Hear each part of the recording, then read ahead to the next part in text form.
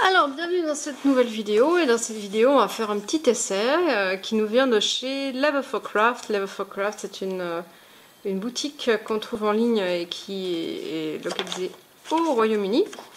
Et donc j'ai reçu de chez eux 2 carnets à faire soi-même. Alors moi, les Love4Craft, je les avais découverts parce que à un moment donné j'ai cherché du cuir pour mes carnets.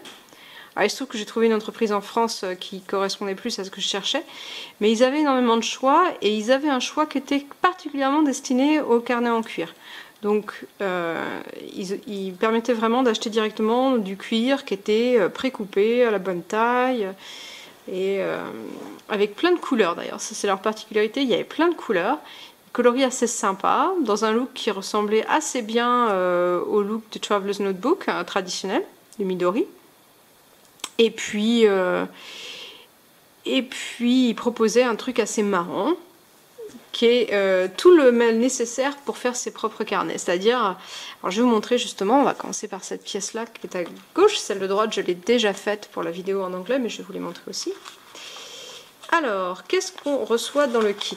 Eh bien, dans le kit, on reçoit la pièce de cuir, et comme vous voyez, la pièce de cuir, elle est déjà percée, déjà découpée au bon format, les bords sont arrondis, tout est nickel. Et donc le carnet il est prêt à monter. Voilà, pour ceux qui auraient un petit peu de doute sur leur capacité à faire ce genre de choses, ou tout simplement pas le matos. Voilà. Il y a aussi 2 petits morceaux de cuir qui arrivent avec, qui vont pouvoir permettre de rajouter des finitions. Donc ici, celui-ci, c'est un cuir assez ferme, qui a beaucoup de structure, beaucoup de fermeté, qui a aussi un peu de caractère, mais qui est un cuir assez classique, marron. Voilà, l'intérieur est nickel, comme on peut le voir. Et c'est un cuir qui est bien ferme. Voilà. Et donc arrive avec le carnet au format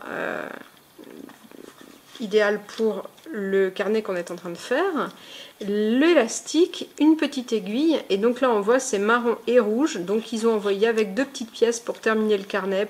Ok, alors ma vidéo s'est arrêtée, c'est pas grave, on la relance, carte pleine. Voilà, c'est l'organisation. Et voilà, donc on a les petits décors en cuir qu'on va pouvoir rajouter dessus. Et il y a les instructions tout en anglais, mais c'est très simple. Et puis il y a les trous avec leurs numéros. Et voilà, il suffit de suivre les instructions. Franchement, si vous avez un bon niveau collège, fin de 3e, c'est bon. Hein. Je dis ça en tant que prof d'anglais. Hein. Donc, normalement, il n'y a pas de problème. Donc voilà pour celui-ci. Et on va regarder tout à l'heure la fabrication. Et puis, moi j'ai déjà fait l'autre, qui est en vert sur vert. Hop. Et donc on a la petite aiguille comme ça, le petit truc d'élastique, et puis voilà, les petits trucs en plus, le petit marque-page, le petit nounours dans le même cuir, et voilà le carnet que j'ai fait tout à l'heure, qui fait un petit peu penser d'ailleurs au nouveau carnet vert de Midori, mais là c'est plus clair. Hein. Alors vous avez par ici la belle couleur d'automne, fin d'automne, début d'hiver qui nous arrive, il est 16h et on a un soleil qui est déjà bien bas grâce au changement d'heure. Merci le changement d'heure. Voilà, et là on a un cuir beaucoup plus souple, hein, comme vous voyez, avec un petit côté suède à l'intérieur qui rappelle vraiment le Midori Traveler's Notebook. Voilà, et très sympa. Je préfère celui-là d'ailleurs. Seul truc, c'est que je suis pas fan de l'élastique vert foncé. Je pense que marron sur du vert, c'est beaucoup plus sympa que vert sur vert. Voilà, et on avait également avec tout ça un petit échantillon de leur nouveau cuir, donc une nouvelle collection de qualité premium. Voilà, avec du cuir qui est fabriqué en Europe, qui est tannéochrome pour ceux qui seraient allergiques au cas où, avec un cuir d'une épaisseur de 2,4 à 2,8 mm, avec une finition satin, avec une petite couverture là-dessus en résine. Voilà, et de l'autre côté, couleur naturelle du cuir. Je vais vous montrer ça. C'est pas inintéressant pour ceux qui aiment les couleurs pastel. Voilà. Alors, donc c'est un cuir qui est assez ferme, mais qui garde quand même une certaine souplesse. C'est vraiment effectivement le cuir qui va être parfait pour faire ce genre de carnet. Pour les amateurs de couleurs un peu gourmandes, c'est une collection qui est faite pour rappeler la cuisine. Ici, Vanilla Icing, donc le glaçage à la vanille, celui-là. Alors ma caméra le rend légèrement saumoné, mais c'est bien vanille. Voilà. Et à l'intérieur, on a un cuir bien ferme. Blueberry Frosting. Donc ici, c'est glaçage aux myrtilles. Léger la myrtille. C'est un bleu ciel en gros. Voilà, ensuite on a, comment il s'appelle celui-là? Strawberry Shortcake. Donc celui-ci c'est plus un gâteau à la fraise. Et je dis celui-là, il est sympa. Bah, les 3 derniers j'aime bien en fait. Ici, Peppermint Cream, crème à la menthe. Donc là c'est un verre d'eau léger. Si on regarde en contraste avec le bleu, c'est vraiment léger. Mais c'est vert. Et celui-ci qui est bien sympa aussi, qui n'est pas courant, Lemon Drizzle. Donc c'est la couleur citronnée celle-ci. Voilà, très sympa. L'épaisseur est juste nickel. C'est vrai que ça va faire un bon cuir pour les carnets. Une bonne idée. Voilà, pour les amateurs de couleurs pastel évidemment, ce qui n'est pas mon cas. Alors, on va prendre le carnet. Et puis comme ça, si jamais il y en a parmi vous que ça intéresse, mais qui ne comprennent pas les instructions en anglais, eh bien je vais les redonner en français. Alors, il est marqué d'abord, assurez-vous d'avoir bien la pièce de cuir avec l'intérieur qui vous fait face. Ah, il est 4h03 et mon fils, qui est réglé comme un coucou, va faire un raid sur les placards. Tu confirmes? Non. Non, tu confirmes pas, menteur. C'est l'heure du goûter. Ok, ah bah j'ai un câlin. Ça se voit pas à la caméra, mais j'ai eu droit à un câlin. Super. Tu vas le couper. Non, je vais pas le couper. Comment ça? Non, je ne le couperai pas. Alors, prenez votre élastique. On va prendre notre élastique. Alors, je vais libérer l'aiguille d'abord. Le chien a fait pipi dans la cuisine. Oh, il est lourdingue. Bah, évite le pipi, je vais m'en occuper. J'ai un vieux toutou de 16 ans et demi. Et en plus de cliquer sur mes vidéos, monsieur pisse partout, quoi. Et j'essuie la pisse. On a un énorme rouleau qui est dédié à ça, de rouleau de chantier, là, et on essuie la pisse toute la journée. Mais on lui a promis qu'on s'occuperait de lui jusqu'à la fin de ses vieux jours, et on le fera. Voilà, j'ai libéré mon aiguille. Alors, on prend l'élastique et on s'assure de mesurer 2 fois la largeur plus 10 cm. Alors, je vais tout dégager parce que je crois qu'on n'a pas des masses de râpe de toute façon là. Alors, 1 fois, 2 fois et à peu près 10 cm, ce qui est à peu près ça normalement. Voilà, clac. On va faire un nœud tout au bout ici.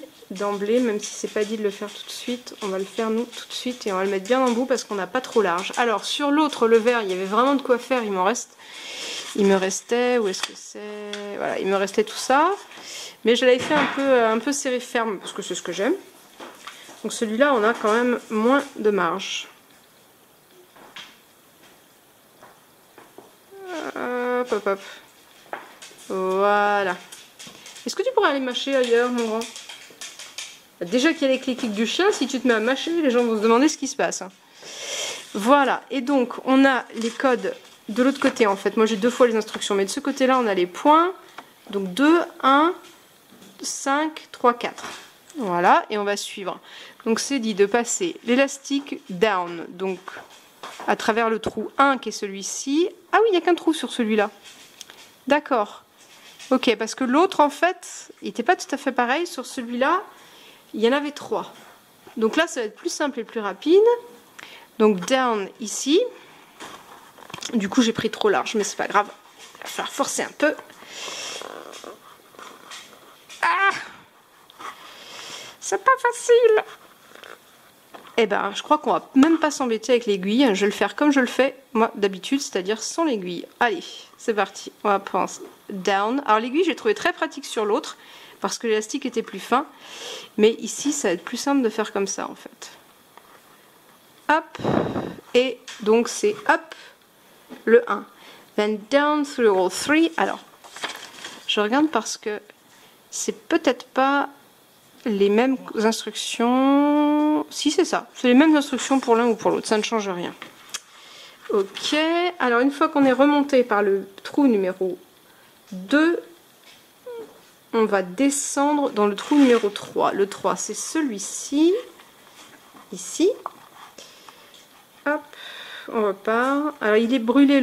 Non, il n'est pas brûlé. Sinon, c'est ce que je vais faire si j'arrive pas à passer. Parce que vraiment, l'élastique qu'ils ont choisi est assez épais par rapport au trou qu'ils ont fait. Briquet.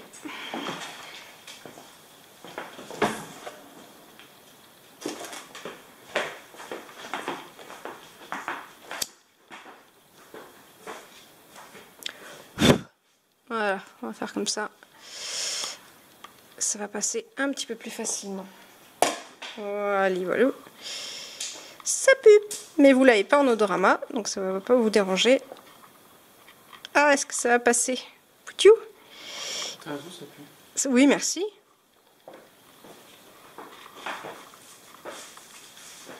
Hop, voilà, et on le ressort. Down through 3, hein, c'est bien ça. And down through 3, back up through 4. Alors ça va bien passer parce que le trou est un petit peu plus large. Voilà.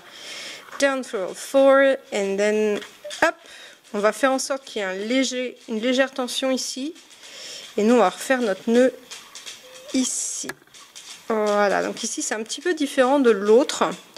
Je montrerai la vidéo de l'autre en accéléré.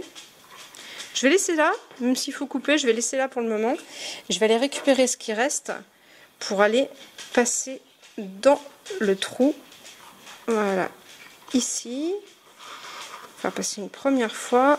Là, je vais tirer ici pour que ça repasse une deuxième fois. Vu qu'il faut que l'autre partie passe également. Hop là. Donc là, la solution pour se faciliter la vie, c'est de tirer, de mettre une tension sur l'élastique pour repasser par le même trou. Ça, c'est pas évident. C'est pas évident du tout. Par contre, on voit déjà que le cuir prend un peu de marque et qu'il va avoir tendance à lisser assez joli. Ah, misère, je vais être obligée de brûler ce bout-là aussi.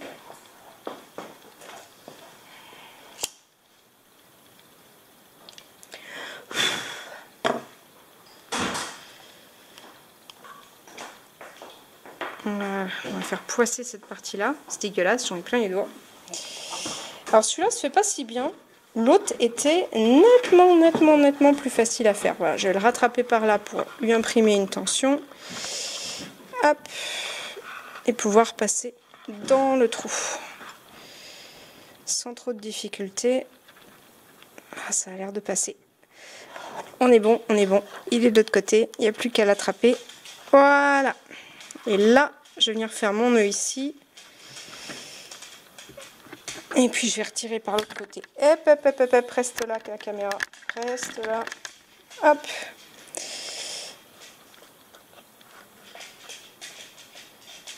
Voilà. Et par l'autre côté. Hop. Et on va aller ranger dedans le petit carnet. Alors c'est un petit carnet crème avec l'intérieur blanc. Je laisse ça là. Ce sera de la finition, juste un petit coup de finition à mettre. Hop. Et hop. Alors, mon avis sur la question. Vous n'avez pas vu en français la finition, enfin la mise en place du carnet vert. Je trouve qu'avec les 3 trous, c'est un petit peu mieux. Mais évidemment, c'est plus adapté ici sur un petit carnet d'avoir un seul.